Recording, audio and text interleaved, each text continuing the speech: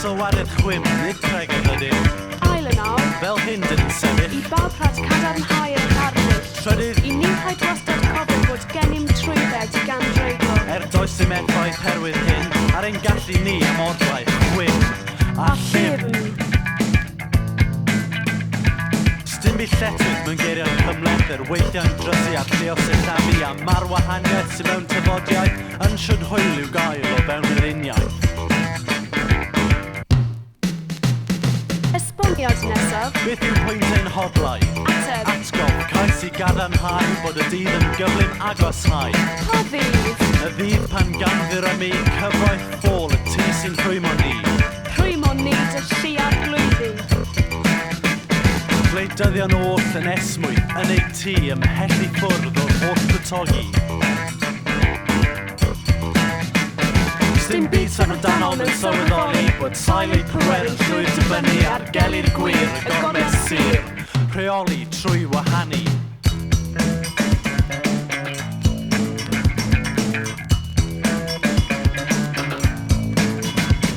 Yn syml yn gryno yn y bôn am be dwi'n sôn yw, ro'r hen dadleuon dy ffidil yn y to, nawr mae'n bryd cydweithio. Uno, mae'r cyfle nawr i ddeall di, godi ein llais yn yr EC, mynnu ein lle yn yr ECE.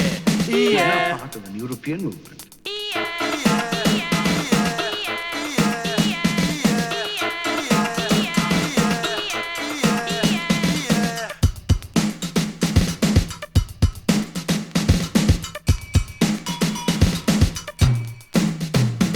Dyw'r byd ddim yn benni ar lan yr hafren, O fôn i'r taf a'r teulu mae'n estyn. a mor wahaniaeth mewn tyfodiaeth sydd rhwng merch a hogan. Fo a fe, boes o hogiau. Gyda ymdrech mawr sy'n angen ei eisiau, ond ddefdiaeth newydd i sicrhau, gwraidd ein diwylliant. Ein iaith, ein wahaniaeth. Ein iaith yw ein cyfoeth. A chofia hyn hyd gorau dachu, dyn ni'n creu gwrtaeth o bari cachu, defnyddio'r iaith am un ei ffynnu.